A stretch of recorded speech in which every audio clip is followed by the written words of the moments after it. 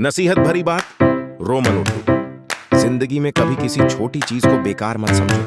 जैसे animal CCTV हमें याद दिलाता है कि एक छोटा सा परिंदा भी कदर का हिस्सा है।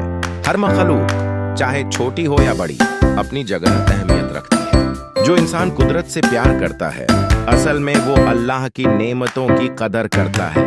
हर परिंदा, हर जानवर कुदरत का पैगाम है। जानवर सीसीटीवी हमें सिखाता है कि इंसान हो या जानवर, सब में अल्लाह की कुदरत नजर आती है।